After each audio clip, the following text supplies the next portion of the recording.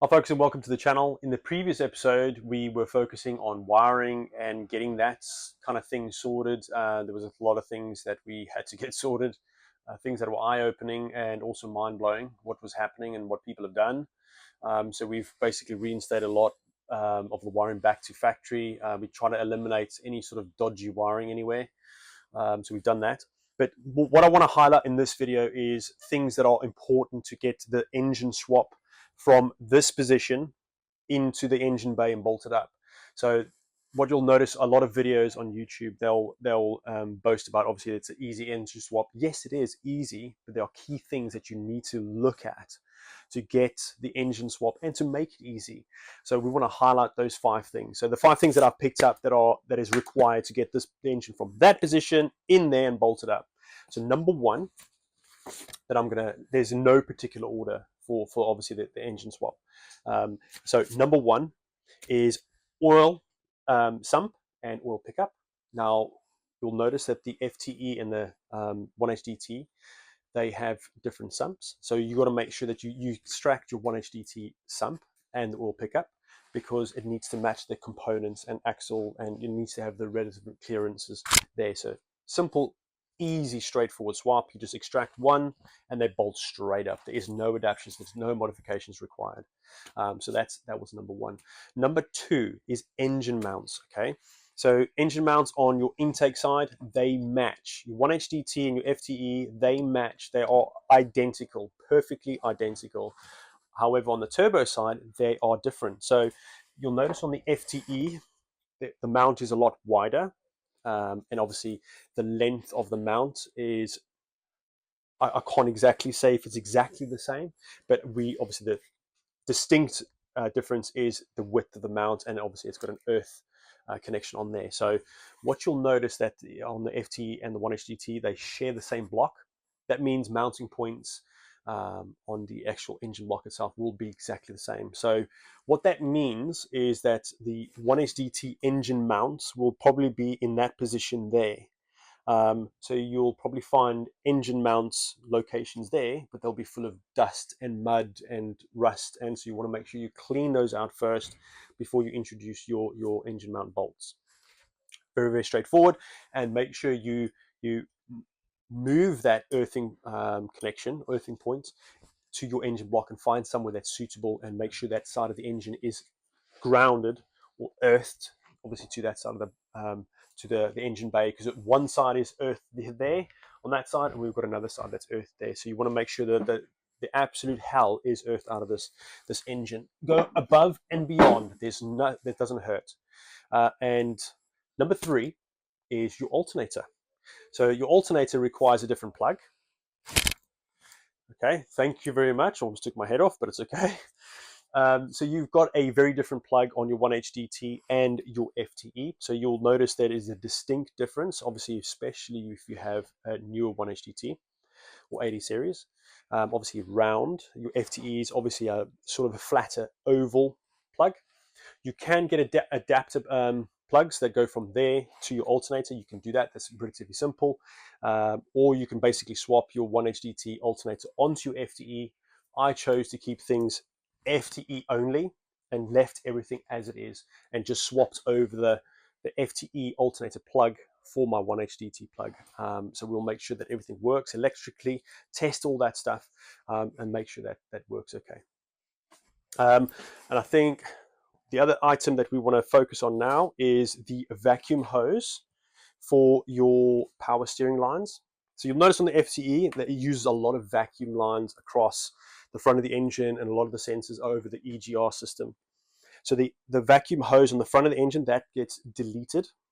And if you follow the hose down, it goes down to your vacuum pump on your power steering, and you'll notice that there's actually a capped off hose connection there. Now that joins up to your existing vacuum system on your 1HDT. So relatively simple thing to do, but it's just something to keep in the back of your mind.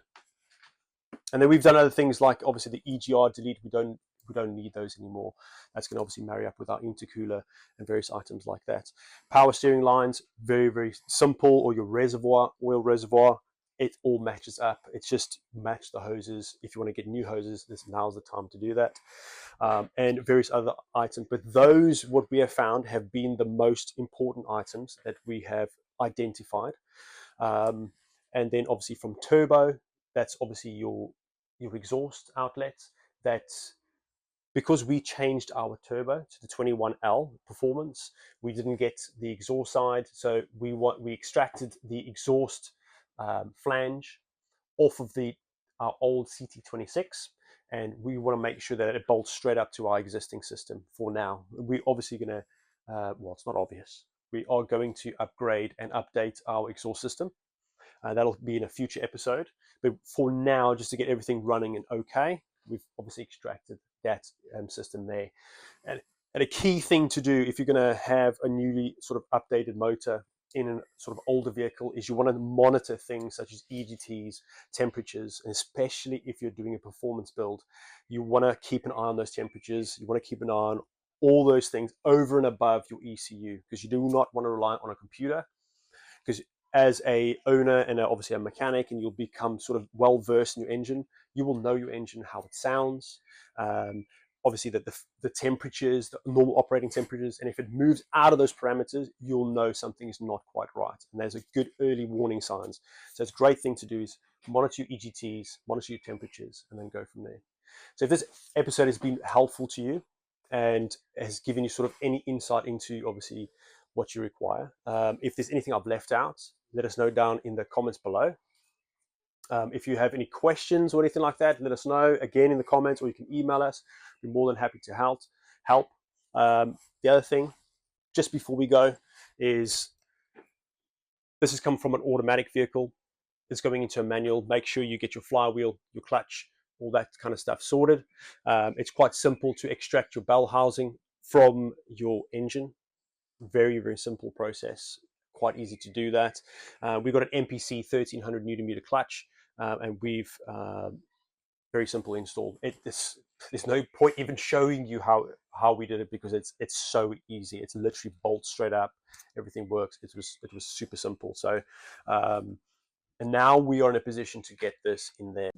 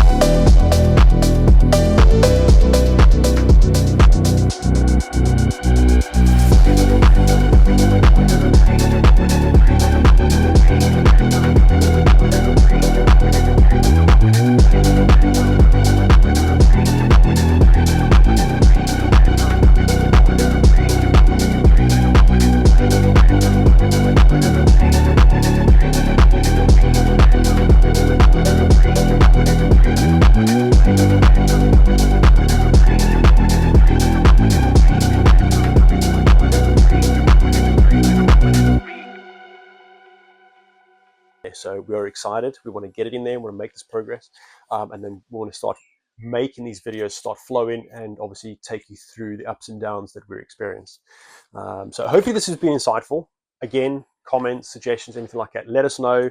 And please subscribe to the channel. It really helps us. Share it with your friends, anything like that. And again, huge appreciation for the support.